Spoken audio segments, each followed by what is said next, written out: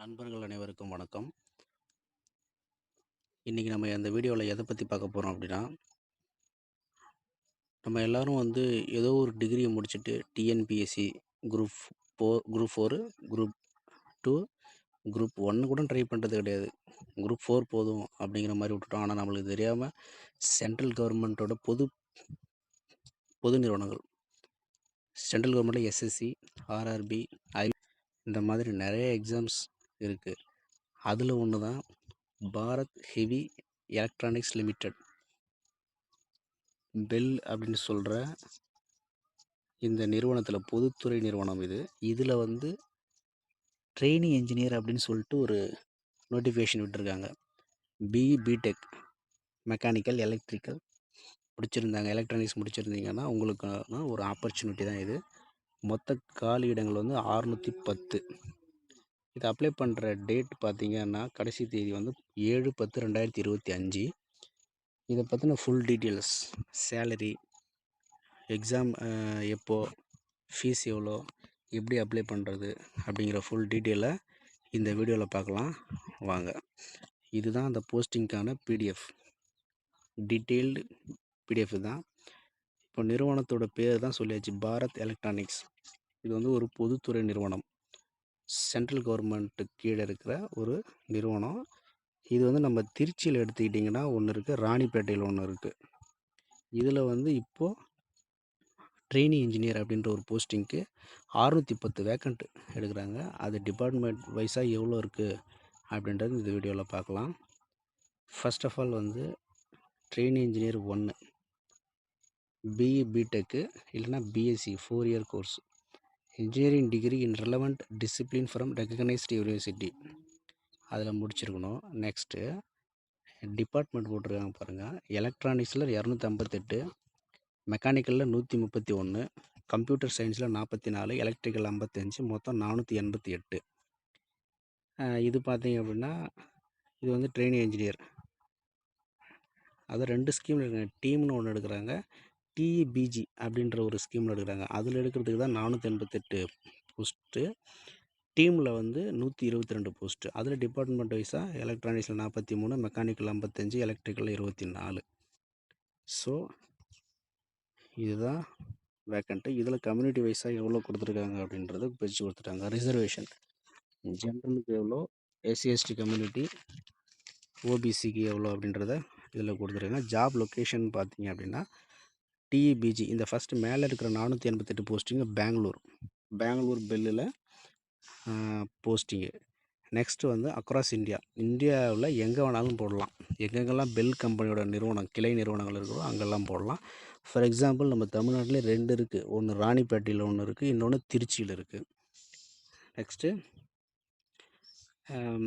இதெல்லாம் காமன் தான். நம்ம ஏஜ் லிமிட் பார்த்திங்க அப்படின்னா 1/9/2025 அன்றைய தேதிப்படி 28 வயசுக்கு மேலே இருக்கக்கூடாது. யாருக்குன்னா general, EWS, economically weaker sections, அவங்களுக்கெல்லாம் 28க்கு மேலே இருக்கக்கூடாது.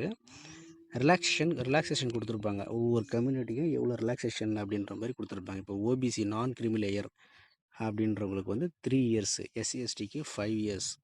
இது ரிலாக்ஸேஷன் எப்படின்றது, இப்போ ஒரு எஸ்சி கேண்டிடேட் 28 இயர்ஸ் அவருக்கு முடிஞ்சு போச்சு அப்படின்னா அவரை பதிவு பண்ண முடியாது அப்படின்ற மாதிரி ஒரு சுச்சுவேஷன் வருதில்ல. அப்போ ரிலாக்ஸேஷன் 5 போது 28 + 5 33, 33 வயசு ஆகிற வரைக்கும் அவங்க eligible.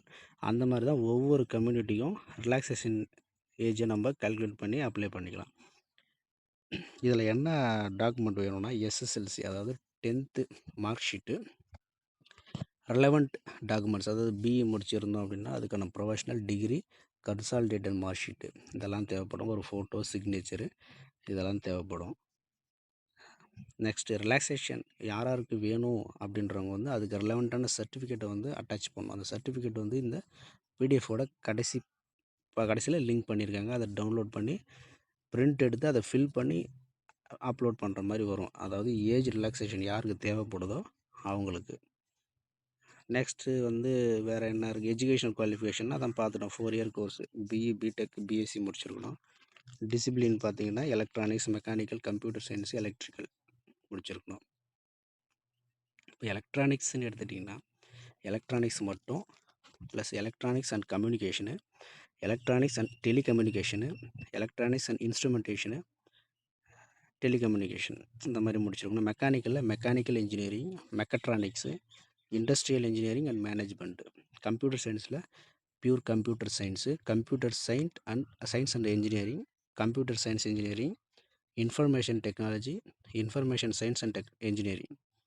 எலக்ட்ரிக்கலில் electrical and electronics engineering முடிச்சிருந்தா எலிஜிபிள். பிரித்து கொடுத்துருங்க. இப்போ மெக்கானிக்கல்லே நிறைய டிபார்ட்மெண்ட் இருக்குல்ல, ஸோ எந்தெந்த டிபார்ட்மெண்ட் இதில் எலிஜிபிள்ன்றது டீட்டெயிலில் கொடுத்துருக்காங்க. நெக்ஸ்ட்டு வேறு நெக்ஸ்ட்டு என்ன இருக்கா, terms of engagement and allowance. இது பேசிக்காக என்னென்னா 1 இயர் கான்ட்ராக்ட் பீரியடில் தான் எடுக்கிறாங்க. அந்த 1 இயர்க்கான சேலரி பேக்கேஜ் தான் இப்போ போட்டிருக்காங்க. இது 3 வருஷத்துக்கு எக்ஸ்டெண்ட் பண்ணலாம், நம்ம பெர்ஃபார்மன்ஸை பொறுத்து எக்ஸ்டெண்ட் பண்ணலான்னு போட்டிருக்காங்க. Per month 35,000 first year, second இயருக்கு 40,000 per month, third year 40,000. First month 35, ரெண்டாவது ஃபஸ்ட்டு மந்த்து 30, ரெண்டாவது மந்த்து 35, ரெண்டாவது வருஷத்துக்கு 35, மூணாவது வருஷத்துக்கு 40,000. வேறு மெடிக்கல் இன்சூரன்ஸ் 12,000 வருஷத்துக்கு. மெடிக்கல் இன்சூரன்ஸு நெக்ஸ்ட்டு பார்த்திங்கன்னா advancement of trainee engineer to project engineer. அது என்ன, trainee engineer who has completed tenure of 2 years within BEL as trainee engineer may be considered for advanced project engineer 1.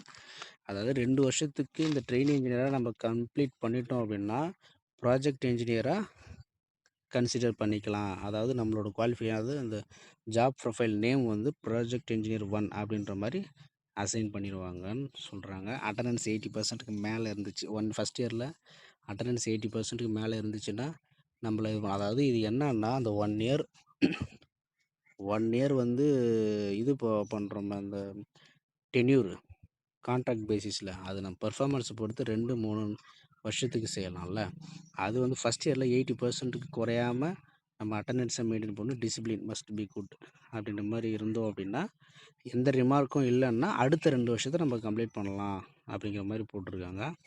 Next retention bonus for project engineer. Retention bonus will be paid to project engineer who has advanced from trainee engineer role, complete overall tenure of 4 years as project engineer will be entitled for a retention bonus of 25,000 for every completed year. However, the retention bonus will be payable.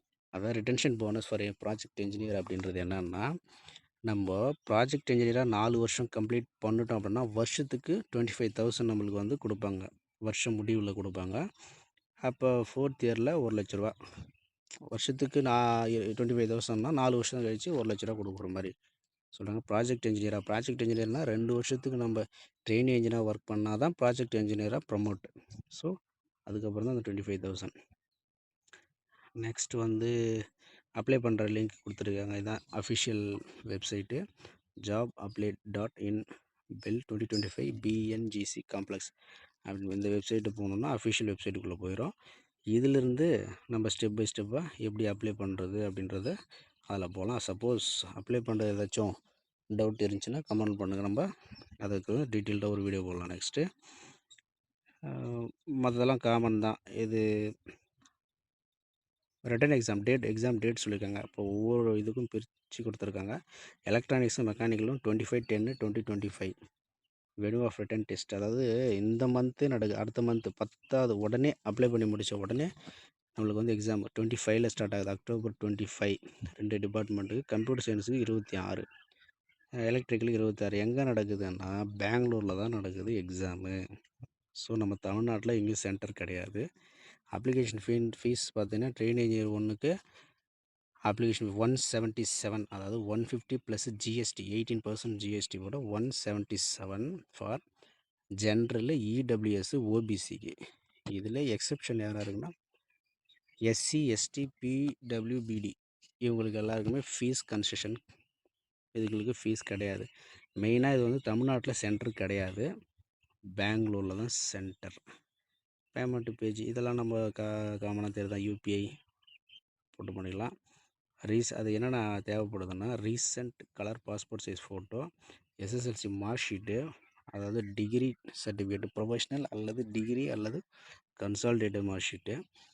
அடுத்து proof of norms. வேறு எங்கேயாவது work பண்ணுறோம் அப்படின்னா அங்கேருந்து percentage பண்ணுறது. இப்போ நம்ம இன்ஜினியரிங்கில் 6.9 7.5ன்னு சொல்லுவோம். ஆனால் அதுக்கான ஒரு கால்குலேஷன் இருக்குது. அதுக்கான சர்டிஃபிகேட் அப்லோட் பண்ணணும். நெக்ஸ்ட்டு கம்யூனிட்டி சர்டிஃபிகேட் வைக்கணும். நெக்ஸ்ட் ஒன் வந்து பிடபிள்யூடியாக இருந்தால் அதுக்கான சர்டிஃபிகேட் ப்ரொடியூஸ் பண்ணணும். நெக்ஸ்ட்டு வந்து ஜென்ரல் இன்ஃபர்மேஷன். ஓகே, இதெல்லாம் காமன் தான். மற்றபடி அப்ளை பண்ணால் நம்மளுக்கே அந்த ஒரு ஐடியா வந்துடும்.